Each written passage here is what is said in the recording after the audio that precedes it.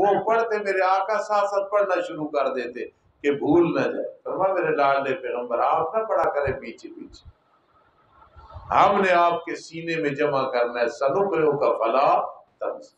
تو بہرحال بھائی یہ پکی بات ہے، امام کے پیچھے نہ جاری نہ سری نماز میں سورہ فاتحہ نہیں پڑھنا. آمین اونچی آواز سے نہیں کہنی، آمین ہے دعا. آمین کیا ہے؟ دعا.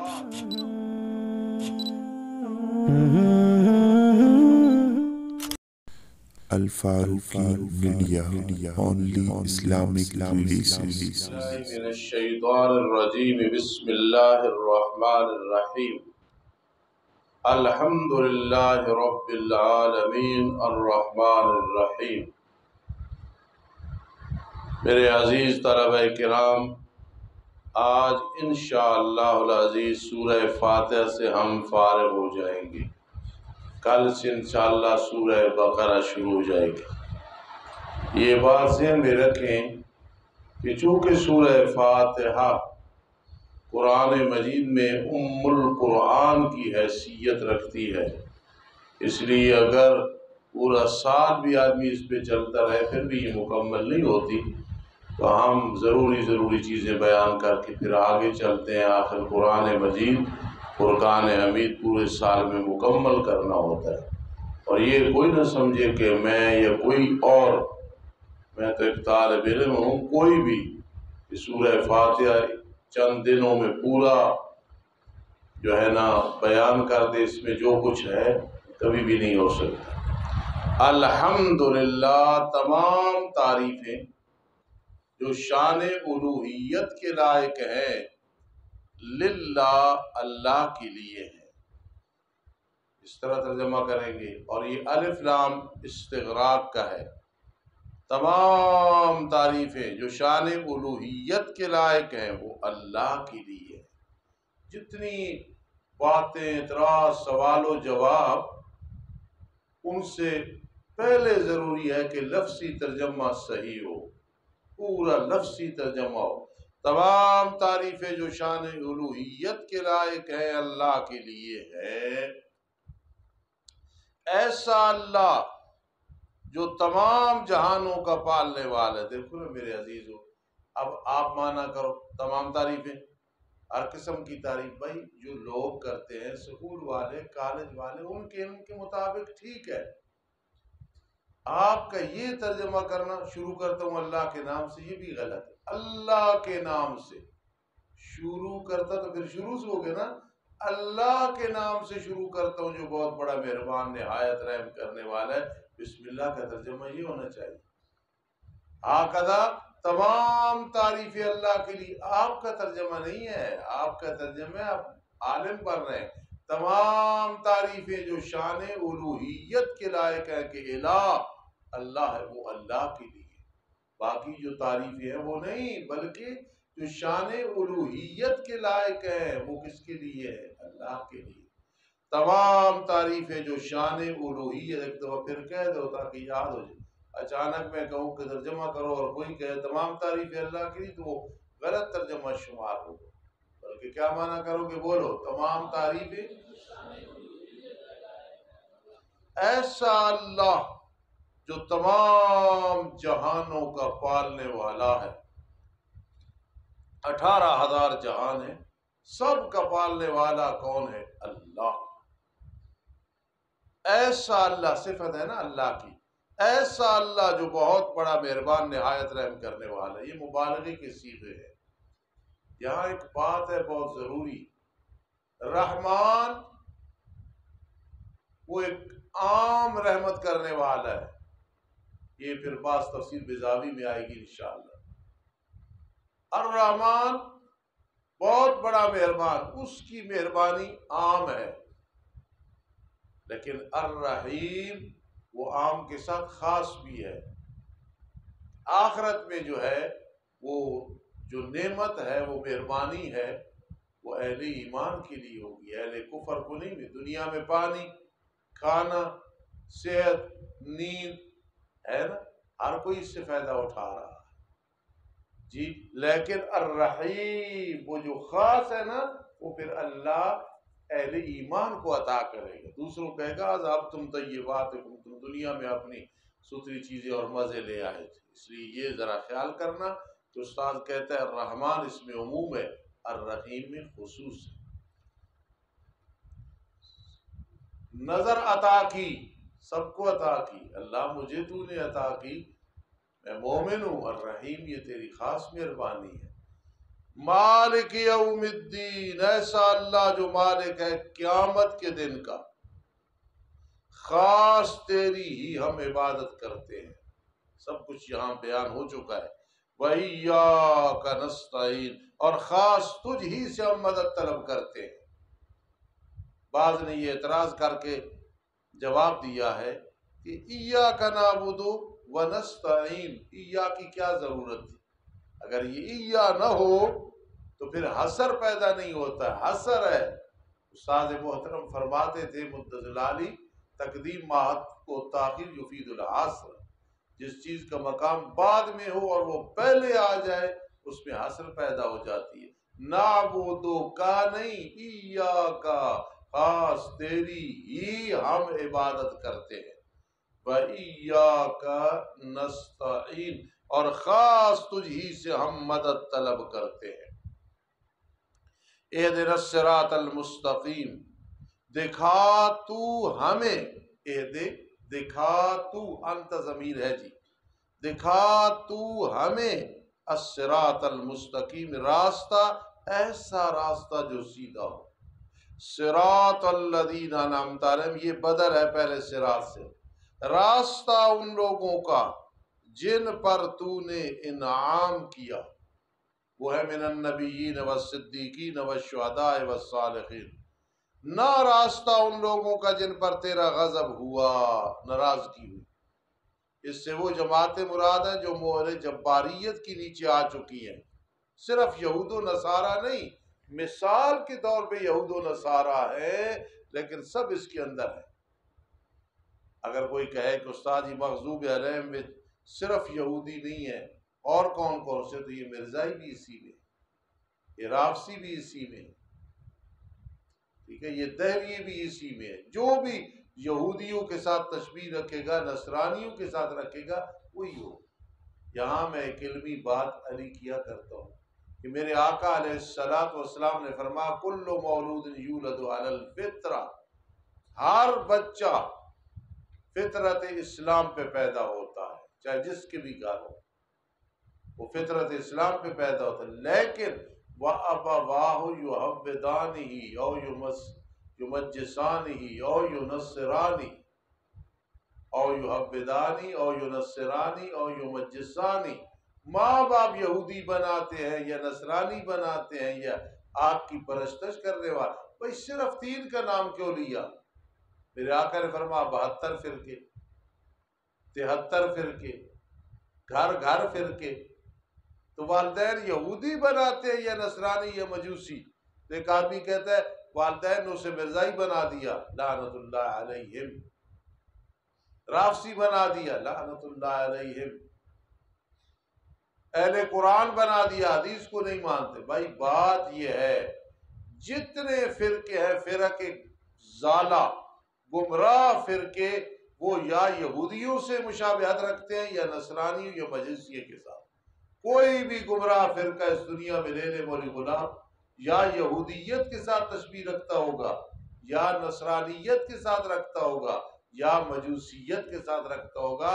میرے آقا علیہ الصلوۃ والسلام نے کتنے جامع الفاظ سے سارا مسئلہ حل کر دیا.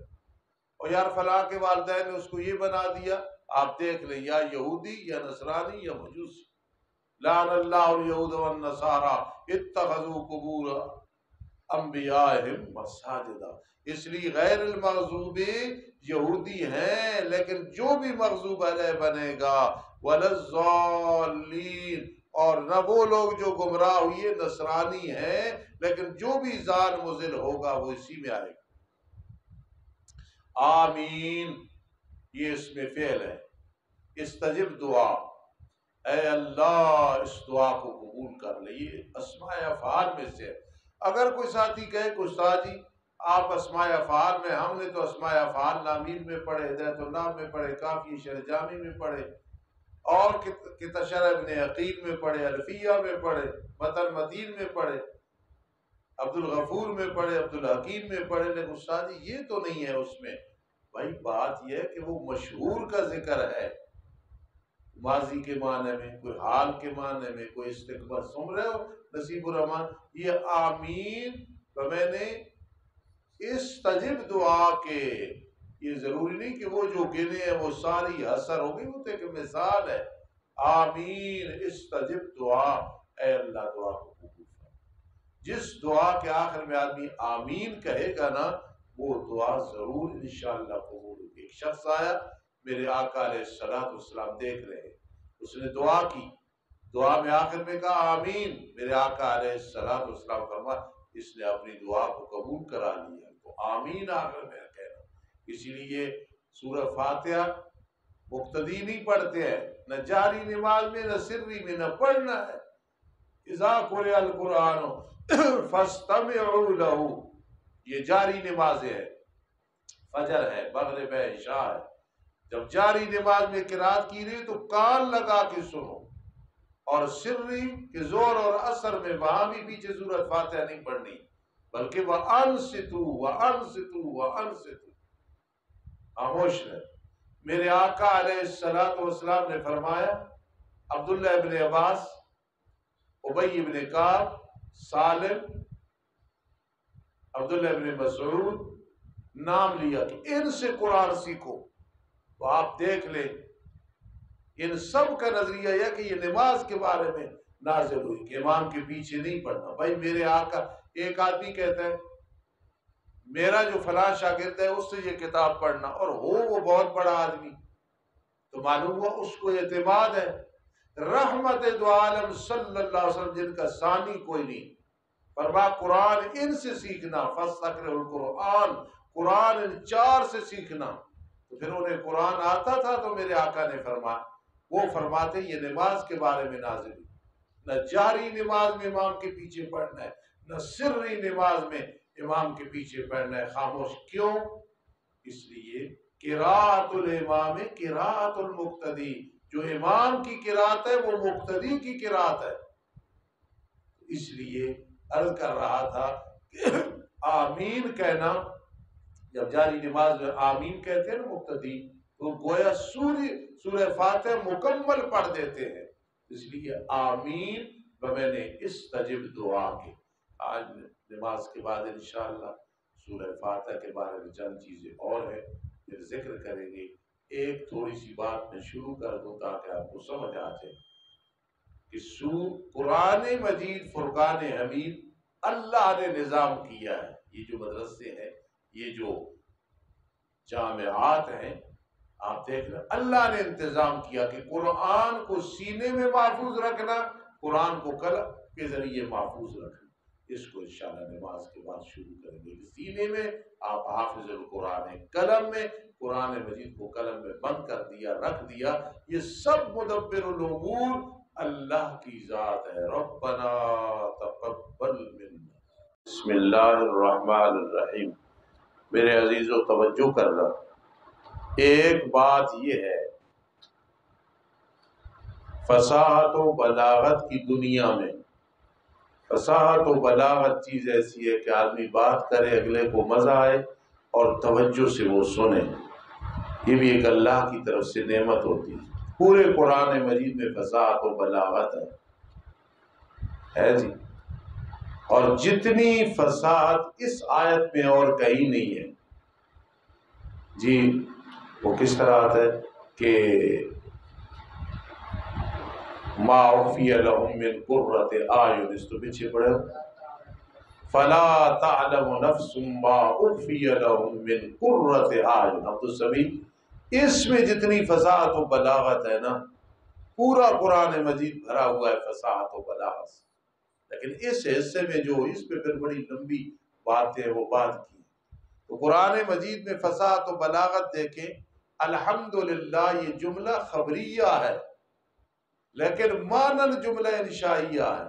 الحمدللہ قولوا الحمدللہ، کہو تم تمام تعریف اللہ کے لیے۔ یہ جملہ خبریہ ہے اور مانن مولانا جملہ انشائیہ ہے۔ ایسا اللہ جو تمام جہانوں کا پالنے والا ہے، یہ سارا ایسے چلے پہ ایک بات یہ۔ پھر بولا الحمدللہ رب العالمین الرحمن الرحیم مالک یوم الدین، ان سب میں جو فصاحت و بلاغت ہے اس کی کوئی مثال نہیں ملتی۔ پھر دیکھنا نعبدو نستعینو، ان میں بھی اپنی جگہ فصاحت و بلاغت ہے۔ ایاکا اس میں بھی فصاحت و بلاغت ہے۔ المستقیم صراط الذین، اس میں اپنی جگہ فصاحت ہے۔ پھر یہ جو غیر المغضوب علیہم ولا الضالین، اس میں اپنی جگہ فصاحت ہے۔ بس میں نے اشارہ کر دیا کہ اس فصاحت و بلاغت کو دروس البلاغہ، تلخیص المفتاح، مختصر المعانی، مطول، اس کی دنیا میں دیکھو تو پوری صورت بھری ہوئی ہے فصاحت و بلاغت سے، یہ بات یاد ہے۔ اور سورہ فاتحہ پہ اگر ہم لگائے تو پھر اسی پہ چلتے رہیں گے۔ قراءۃ الامام ہے، قراءۃ المقتدی، جس کا امام ہے تو اس کے لیے جو قراءت ہے وہ امام کی قراءت۔ لا تحرک به لسانک لتعجل به ان علینا جمعہ وقرآنا فاذا قرأناه فاتبع قرآنا ثم ان علینا بیانا۔ امین آتے وہ پڑھتے، میرے آقا ساتھ ساتھ پڑھنا شروع کر دیتے کہ بھول نہ جائے۔ فرمایا میرے لاڈلے پیغمبر آپ نہ پڑھا کرے پیچھے پیچھے، ہم نے آپ کے سینے میں جمع کرنا ہے، سنقرئک فلا تنسیٰ۔ تو بہرحال بھائی یہ پکی بات ہے، امام کے پیچھے نہ جاری نہ سری نماز میں سورہ فاتحہ نہیں پڑھنا۔ آمین اونچی آواز سے نہیں کہنی، آمین ہے دعا۔ آمین کیا ہے؟ دعا۔ دعا کا قانون ہے ادعوا ربکم تضرعا وخفیا۔ یہاں کئی چیزیں اور بھی لکھی ہوئی ہیں، وہ ساری دہرا دینا کہ 4 چیزیں ہیں جو آہستہ کہنی ہے، وہ ساری دہرا دینا، میں تجھ پہ یہ چھوڑ دوں۔ بس یہ بات سمجھ لی ہے، اور یہ فصاحت و بلاغت والی بات۔ اب آخر میں ایک بات کرتا ہوں جو پہلے شروع کی تھی کہ قرآن مجید فرقان حمید کے محفوظ رکھنے کا نظام اللہ نے خود کیا ہے۔ انا نحن نزلنا الذکر وانا لہ لحافظ۔ ادھر دیکھو، ایک ہے صدری تحفظ، سینے میں یہ حافظ والا سلسلہ شروع کیا۔ سب سے پہلے حافظ قرآن محمد الرسول اللہ صلی اللہ علیہ وسلم، اور پھر عورتوں میں صدیقہ کائنات عائشہ صدیقہ رضی اللہ تعالیٰ عنہ۔ یہ سارا نظام آج تک چل رہا ہے، مدبر الامور اللہ ہے۔ جنگلوں میں مدرسے ہیں، شہروں میں مدرسے ہیں۔ میں ایک دفعہ کہیں سے گزر رہا تھا میاں والی کے علاقے میں، بالکل ایک سمجھو جنگل، وہاں ایک چھوٹی سی مسجد اور مدرسہ، اور مجھے کسی نے بتایا کہ اس میں فلاں جو بزرگ ہیں انہوں نے بھی حفظ یہاں کیا ہے، تو میں حیران رہ گیا۔ ایک ہے سینے میں اس کو محفوظ رکھنا، دوسرے نمبر ہے قلم میں۔ وہ صدیق اکبر رضی اللہ تعالیٰ عنہ کے زمانے سے شروع ہوا، جب انتظام کیا گیا، عہد صدیقی ہے، عہد عثمانی ہے، ان دوروں میں نبی علیہ السلام کے دور میں صرف سینوں میں تھا، صدیق اکبر کے دوروں میں لکھنے میں آیا، پھر عثمان کے دور میں یہ کام مکمل ہو گیا۔ تو یہ بات بھی ذہن میں رکھنی ہے کہ سینے میں محفوظ، یہ بھی حفاظت ہے، اور کاغذوں میں اور صحیفوں میں یہ بھی ہے۔ نبی علیہ السلام کے زمانے میں صدری تک رہا، لوگوں کے ہاتھ سے قرآن مجید نازل ہو رہا ہے، لیکن صدیق اور حضرت عثمان نے یہ کارنامہ کیا، آگے باقی تمام صحابہ کرام نے کہ آگے اس کو پھیلایا۔ اس بات کو ذرا دہرانا ہوگا۔ استاد کہتے ہیں 2 طرح سے اللہ نے اس کو محفوظ رکھا۔ بات ختم ہوگی۔ اب ایک بات سننا، قرآن مجید کیا ہے؟ یہ ضابطہ حیات ہے۔ اللہ نے انسان کے لیے ضابطہ بنایا ہے۔ اس کی تشریح حدیث وہ بھی اللہ کی طرف سے ہے، وہی غیر مطلوب ہے۔ اجماع وہ بھی اللہ کی طرف سے ہے، قیاس بھی اللہ کی طرف سے ہے۔ اگر اللہ کی اجازت رہو تو کون قیاس کر سکتا ہے؟ باذن اللہ ہے نا، لیتفقہوا فی الدین۔ امام حنیفہ رحمہ اللہ تعالیٰ نے یہ جو کام کیا کوئی من گھڑت چیز نہیں ہے۔ امام بخاری ان کے پوتے ہیں، شاگردی میں انہوں نے کی۔ اب ایک بات سننا، یہ آخر میں بات ہے، پوری ذرا توجہ کر لیں۔ آخر میں ایک بات ہے، وہ یہ ہے کہ جو قانون بنائے نا جس چیز کے لیے، نیازی کے والد صاحب نے ایک چیز بنائی، وہ مشینری، اس کا قانون بھی وہ بنائیں گے، بنائی جو انہوں نے۔ انسان کو داودر دیکھو، پیدا اللہ نے کیا، قانون بھی اس کے لیے اسی نے بنائے، اس کے قانون سے ہٹ کے جو قانون ہوگا افحکم الجاہلیت یبغون، وہ جاہلوں والا فیصلہ ہوگا۔ اس نے جو ہمارے لیے قانون بنا دی، یہ حلال، یہ حرام، یہ جائز، یہ ناجائز، یہ کرنا ہے، یہ نہیں کرنا، کر دیا بس۔ وہ چار چیزیں ضروری ہے۔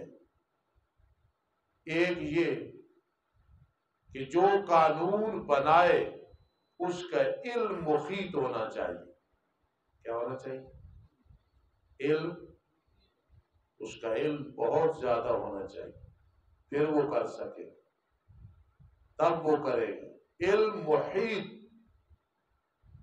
جی علم محیط ہو، پھر اس کی رحمت کاملہ ہو۔ اللہ نے قانون بنایا، رحمت پہ نظر رکھی ہے، لا یکلف اللہ نفسا الا وسعها۔ علی اور غلام بیٹھے، میں کوئی فخر نہیں کرتا، لیکن یہ بات شاید آپ نے زندگی میں کسی سے نہ سنی ہو جو یہ فقیر بتاتے۔